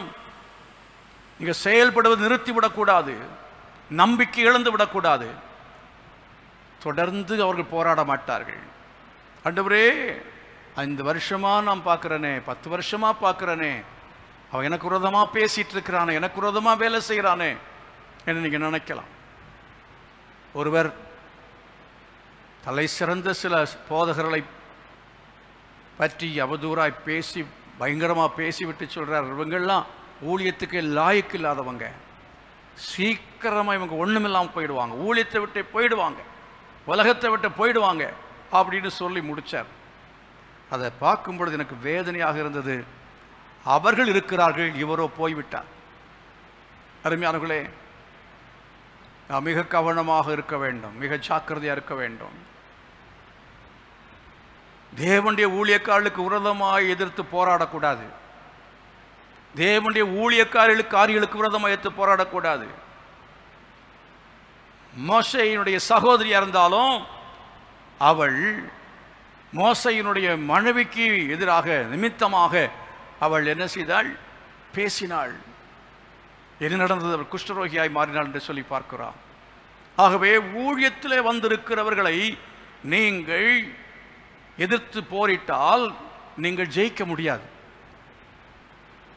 அநேக ஆண்டுகளாக கர்த்தருடைய ஊழியத்திலே ஊழியத்தை செய்து பாடுகளை பட்டு தேவனுடைய நற்சாட்சியை பெற்றவர்கள், தேவனுடைய அதாவது சமூகத்திலே அங்கீகாரத்தை பெற்று அவரால் கனப்படுத்தப்பட்டவர்களாக இருப்பார் என்று சொன்னால், அப்படிப்பட்டதான பாத்திரங்கள் மேல் கை வைக்கக்கூடாது, எதிர்த்து பேசக்கூடாது, நீ கை நீட்டக்கூடாது. அப்படி செய்தால் இங்கே சொல்லப்பட்ட காரியங்கள்லாம் சம்பவித்துவிடும். உடனே சம்பவிக்காது. என்ன செய்ய வேண்டும்? ஒருவேளை தவறு செய்தால் உடனே மனம் வருந்தி மன்னிப்பு கேட்டு திருந்தி விட வேண்டும். உடனே கர்த்தர் எல்லாரும் அடிக்கிறது, அவர் என்ன அவ்வளவு மோசமான ஆளா என்ன? அப்படி செய்ய மாட்டார். காலங்களை வருடங்களை கொடுப்பார் கர்த்தர், பொறுமையா இருப்பார். உன் சந்ததி ஆசீர்வதிக்கப்பட வேண்டுமா? உன் குடும்பம் ஆசீர்வதிக்கப்பட வேண்டுமா? நீ தேவ ஜனத்துக்கு எதிராய் செயல்படாதே. தேவ சபைக்கு விரோதமாய் செயல்படுகிற எந்த ஒரு மனுஷனாக இருந்தாலும் சரி, அவர்கள் இல்பொருளாய் போவார்கள் என்று சொன்னால் சபையின் விசுவாசிகளை பற்றி நான் இப்பொழுது சொல்லவில்லை. அது உலகத்தில் உள்ள மக்களாக இருந்தாலும் சரி, தேவனுடைய சபையை இல்லாமலாக்க வேண்டும், கிறிஸ்தவர்களை இல்லாமலாக்க வேண்டும், கிறிஸ்தவ ஊழியனை அழிக்க வேண்டும் என்று நினைத்து நீ செய்தால் ஒன்றில் நீ சவுலை போல ரட்சிக்கப்படுவாய். இல்லை என்று சொன்னால் நீ எவ்வளவு பெரிய சேனையா இருந்தாலும் சரி, ஹிட்லரும் இல்லை, ஹிட்லருடைய சேனையும் இல்லை. ஹிட்லர் தயார் பண்ணதை விட ஒரு படை வேற யார் தயார் பண்ண முடியும்? அவனாலே அநேக நஷ்டங்கள் உண்டானது உலகத்திற்கு. ஆனாலும் உலகம் இன்றைக்கு இருக்கத்தான் செய்கிறது, கிறிஸ்தவம் இன்றைக்கு இருக்கத்தான் செய்கிறது, யூதர்கள் இன்றைக்கு இருக்கத்தான் செய்கிறார்கள். யூதர்களை அழிக்க முடியவில்லை, இஸ்ரவேலை அழிக்க முடியவில்லை. இல் பொருள் ஆவார்கள் என்று சொன்னதன்படியாகவே அவர்கள் இல் பொருளாய் மாறி போனார்கள். ஹிட்லரும் அவனுடைய ஆட்களும் இன்றைக்கு இல்லை, தேடி பார்த்தாலும் இல்லை. என்கிறது போல இந்த உலகத்தில் கிறிஸ்தவனுக்கு எதிராக எழும்பாதே. இன்றைக்கு கர்த்தர் விட்டு வைப்பார், ஆனால் இது தொடரும் என்று நினைக்க வேண்டாம். இதன் மூலமாய் கர்த்தர் இந்தியாவிலே எழுப்புதலை கொண்டு வருவார். இதன் மூலமாய் தேசம் ரட்சிக்கப்படும். இதன் மூலமாய் கர்த்தர் அற்புதங்களை செய்வார். கர்த்தர் அவர் என்ன செய்வார் என்றால், எழுந்து யுத்த நாளில் போராடுவது போல அவர் போராடும் வேளை சீக்கிரமாய் வருகிறது. ஆகையினாலே சபையை நீ பயப்படாதே, தேவ ஜனமே நீ பயப்படாதே. ஒருவேளை உனக்கு விரோதமாய் ஒரு தனிப்பட்ட மனிதன் எழும்பி உன்னை அழித்து விடும்படியாய் நினைக்கலாம். நீ பயப்பட வேண்டாம். அவன் ரட்சிக்கப்படுவான், அவன் ஆலயத்துக்கு வருவான். ஊக்கமாய் ஜெபிக்க வேண்டும். யாரும் அழிந்து போகிறதுக்காய் கர்த்தர் சித்தமுள்ளவர் அல்ல. அடிக்கடி கடிந்து கொள்ளப்பட்டும் தன் பிடரியை கடினப்படுத்துகிறவன் சடுதியிலே சகாயமின்றி நாசமடைவான் என்று சொல்லியிருக்கிறார். அடிக்கடி என்றால் எத்தனையோ முறை அவர் கடிந்து கொள்வார், எத்தனையோ முறை எச்சரிப்பை கொடுப்பார், சின்ன அடிகளெல்லாம் கொடுப்பார், கஷ்ட நஷ்டங்களெல்லாம் அனுபவித்து எச்சரித்து பார்ப்பார். மனம் திரும்பவில்லை என்று அழைத்து போடுவார், தூக்கி வீசி போடுவார். உலகம் முழுவதும் ஆளுகிற ஆட்சியாக இருந்தாலும் சரி, அந்த ஆட்சியை கர்த்தர் வைத்திருக்க மாட்டார். தேவ ஜனத்துக்கு எதிராக எழும்புகிற எந்த அரசனானாலும் எந்த ஆட்சியாளராக இருந்தாலும் சரி, சரித்திரத்தில் நிலை நின்றதில்லை என்பதை தான் நாம் பார்க்கிறதான உண்மை. மனதில் வைத்துக் கொள்ளுங்கள். ஆகவே உங்களுக்கு எதிராளிகள் வரும்பொழுது பயப்படாதிருங்கள். சத்துருக்கள் வரும்பொழுது பயப்படாதிருங்கள். உங்களுக்கு விரோதமாக யாராவது எழும்பி பேசுகிறார்களா? பயப்படாதிருங்கள். தீமையான காரியங்களை செய்கிறார்களா? ஒன்றும் செய்ய முடியாது. உங்கள் ஊழியத்தை அழிக்க முடியாது, உங்கள் குடும்பத்தை அழிக்க முடியாது, உங்கள் வியாபாரத்தை அழிக்க முடியாது, தொழிலை அழிக்க முடியாது. எத்தனை பேர் எழும்பி வந்தாலும் சரி, நீ தேவனுடைய பிள்ளையாக இருப்பாய் என்று சொன்னார், நீ கர்த்தருடைய பிள்ளையாக இருப்பாய் என்று சொன்னார். கர்த்தருக்கு பிரியமானபடி நீ ஜீவிக்கும் பொழுது கர்த்தர் நிச்சயமாகவே அவர் காத்துக்கொள்வார். நீ பயப்படாமல் இரு. வேதத்தில் ஒரு வசனம் கடைசியாக நம்ம பார்க்கிறோம். மத்தேயு சுவிசேஷம் 10ஆம் அதிகாரம் 28வது வசனம். உங்கள் ஆத்துமாவை கொல்ல வல்லவர்களுக்கு பயப்படுங்கள், உங்கள் சரீரத்தை கொல்ல வல்லவர்களுக்கு பயப்படாதீங்கள். ஆகையால் அப்போஸ்தலர் 4:10 வாசிக்கிறோம். அப்போஸ்தலர்கள் தைரியமாய் நின்று பேசினார்கள். அவர்கள் மரணத்தை பற்றி பயப்படாமல் தைரியமாய் சாட்சி கொடுத்தார்கள். உங்களால் சிலுவையில் அறையப்பட்டவரும் தேவனார் மரித்தோர்ந்து எழுப்பப்பட்டவருமாய் இருக்கிற நசரேயனாகிய இயேசு கிறிஸ்துவின் நாமத்தினாலேயே இவன் உங்களுக்கு முன்பாக சொஸ்தமாய் நிற்கிறான் என்று உங்களுக்கும் இஸ்ரவேல் ஜனங்கள் எல்லாருக்கும் தெரிஞ்சிருக்க கடவுது. வீடு கட்டுள்ளாகி உங்களால் அற்பமாய் எண்ணப்பட்ட அவரே மூளைக்கு தலைக்கல்லானார். அவராலே அன்றி வேறொருவராலும் ரட்சிப்பு இல்லை. நாம் ரட்சிக்கப்படும்படிக்கு வானத்தின் கீழெங்கும் மனுஷர்களுக்குள்ளே அவருடைய நாமமே அல்லாமல் வேறொரு நாமம் கட்டளையிடப்படவும் இல்லை என்று சொன்னார். நல்லா கவனிக்கணும். இந்த நாமத்தை குறித்து எவ்வளவும் பேசக்கூடாது என்று எச்சரித்து பேசின போது அவர்களுடைய ஜீவனுக்கு எதிராக சவால், அதாவது ஜீவனுக்கு எதிராக அவர்களை என்ன செய்தார் என்று சொல்ல பயமுறுத்தின பொழுது என்ன செய்ய பயப்படவில்லை. அவர்கள் ஒரு பெரிய பிரசங்கத்தை நடத்திவிட்டு சொல்கிறார், அவரால் அன்றி வேறொருவரால் ரட்சிப்பு இல்லை என்று தைரியமாய் பேசினார்கள். தைரியமாய் பேசினார். அதுபடினாலே நம்முடைய ஆத்மாவை கொல்ல வல்லவர் அவர் ஒருவர் தான். அவருக்கு பயப்படுங்கள், அவருக்கு பயப்படுங்கள். இந்த உலக சரீரத்தை அழிக்க வல்லமை உள்ள நபர்கள் யார் வந்தாலும் சரி, கொன்று போடுவேன் என்று சொல்லலாம். நம்மை ஒருவேளை கொன்று போட்டாலும், அதை கொன்று போடக்கூடிய அந்த சூழ்நிலைகளுக்குள்ளே போக வேண்டி வந்தாலும் பயப்படாமல் தைரியமாய் கர்த்தருக்காக சாட்சியாய் நிற்க வேண்டும். அவருடைய நாமத்தை தைரியமாய் சொல்ல வேண்டும். ஊழியத்தை விட்டு ஓடி போகாதபடிக்கு, கிறிஸ்துவின் அன்பை விட்டு ஓடி போகாதபடிக்கு, விசுவாச வாழ்க்கையை விட்டு ஓடி போகாதபடிக்கு, என்ன பிரச்சனை வந்தாலும் சரி, எவ்வளவு பயங்கரமான போராட்டங்கள் வந்தாலும், எவ்வளவு சூழ்நிலை வந்தாலும் பயப்படாமல் தைரியமாக அப்படி நாமத்தை சொல்லுவோம். அவருக்காக நாம் ஜீவிப்போம். இயேசு சொல்லுகிறார், நீ பயப்படாதே, நான் முந்தினவரும் பிந்தினவரும் நான் உயிருள்ளவருமாய் இருக்கிறேன் என்று சொல்லுகிறார். கண்களை மூடி நாம் ஜெபிப்போம். ஓ ஹல்லேலூயா, உம்முடைய வாக்குத்தத்தத்திற்காக உமக்கு ஸ்தோத்திரம் என்று சொல்லி எல்லாரும் கரங்களை உயர்த்தி ஆண்டவரை நோக்கி நம்ம ஜெபம் பண்ணி கேட்போமா? ஓ ஹல்லேலூயா, glory to God. Thank you Jesus. Amen. வாழ்ந்தாலும் உம்மோடுதான், மரித்தாலும் உம்மோடுதான். நான் வாழ்ந்தாலும் உம்மோடுதான், மரித்தாலும் உம்மோடுதான். உமக்காகத்தானே உயிர் வாழ்கிறேன், உம்மை தானே நேசிக்கிறேன். உமக்காகத்தானே உயிர் வாழ்கிறேன், உம்மை தானே நேசிக்கிறேன். வாழ்ந்தாலும் உம்மோடுதான், மரித்தாலும் உம்மோடுதான். நான் வாழ்ந்தாலும் உம்மோடுதான், மரித்தாலும் உம்மோடுதான். உம்மை போல் என்னை மாற்றுமையா, உமக்காக என்னையே தந்தேனையா. உம்மை போல் என்னை மாற்றுமையா, உமக்காக என்னையே தந்தேனையா. வாழ்ந்தாலும் உம்மோடுதான், மரித்தாலும் உம்மோடுதான். நான் வாழ்ந்தாலும் உம்மோடுதான், மரித்தாலும் உம்மோடுதான். ஆத்தும பாரத்தை தாருமையா, அபிஷேகத்தால் என்னை நிரப்புமையா. ஆத்தும பாரத்தை தாருமையா, அபிஷேகத்தால் என்னை நிரப்புமையா.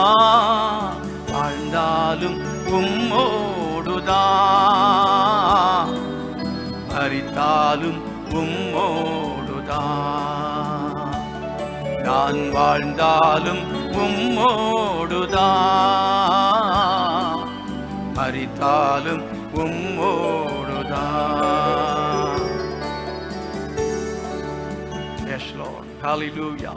தகப்பனே, உமக்காக வாழ எங்களை ஒப்புக் கொடுக்கிறோம். வாழ்ந்தாலும் உமக்காகப்பா, மரித்தாலும் உமக்காக. நாங்கள் பயப்படுவதில்லை. நாங்கள் பயப்படாமல் இந்த உலகத்தில் வாழ்வதற்காக கர்த்தர் எங்களோடு கூட இருக்கிறேன் என்று எங்களை தைரியப்படுத்தி இருக்கிறேன்.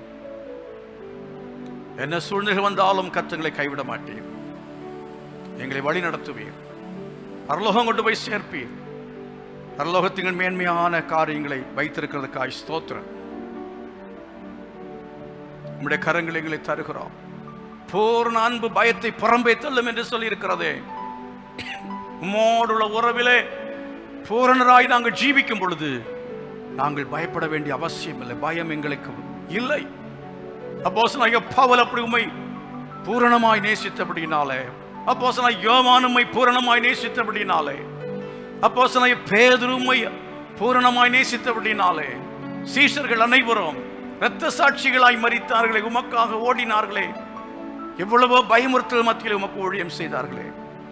விதமாய் காணப்பட உதவி செய்ய வேண்டும் என்று நாங்கள் ஜெபிக்கிறோம். எங்கள் படவிலே எவ்வளவு பயங்கரமான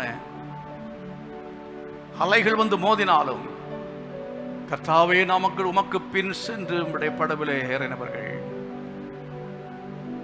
உம்மை பின் சென்று படவிலே ஏறினாங்க. ஒரு நாள் திரும்பி பார்க்க கூடாது.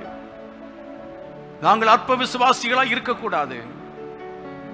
நாங்கள் ஆண்டவரை பிரச்சனை வரும் பொழுது ஏன் என்று கேட்கக்கூடாது. அதெல்லாம் எங்களை ஆண்டவரை நீ உருவாக்குவதற்காக, எங்களை பயத்தை போக்குவதற்காக, ஆண்டவரே எங்களை பெரிய பெரிய சோதனைகள் வழியாக நடத்தி எங்களுக்கு ஒரு மேன்மையான இடத்தை தருவதற்காக, எங்களை ஆண்டவரை சவால் நிறைந்த இடத்துக்குள்ளே கொண்டு போய் பயன்படுத்துவதற்காக எங்களுக்கு இந்த பிரயாணங்களையும் எங்களுக்கு இந்த விதமான சூழ்நிலைகளையும் அனுமதிக்கிறீர் என்பதை நாங்கள் அறிந்து கொண்டவர்களாக, நீ தூங்குகிறீர் என்று நாங்கள் குறையாய் நினைத்து விடாதபடிக்கு நீர் வேண்டும் என்று தூங்குகிறீர் ஆண்டவரே. நீ நித்திரையா இருக்கிறீர்.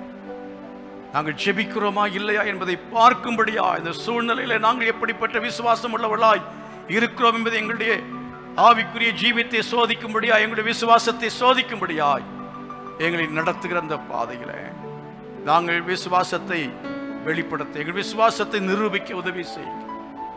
ஆவிக்குரிய ஜீவியத்தில், எங்கள் ஜெப ஜீவியத்திலே நாங்கள் இருக்கிறோம் என்பதை நாங்கள் நிரூபித்து காட்ட உதவி செய்ய வேண்டும் என்று நாங்கள் கேட்கிறோம். தாழ்த்துகிறோம் ஆண்டவரை, நம்முடைய கரங்களை தருகிறோம். எல்லாரையும் ஆசீர்வதிங்கப்பா, எல்லாரையும் ஆசீர்வதிங்க. நாட்கள பயத்துக்கு நீங்களாக்கும்படியாய் ஜெபிக்கிறேன் இயேசுவின் நாமத்தில் பிதாவே, ஆமென், ஆமென்.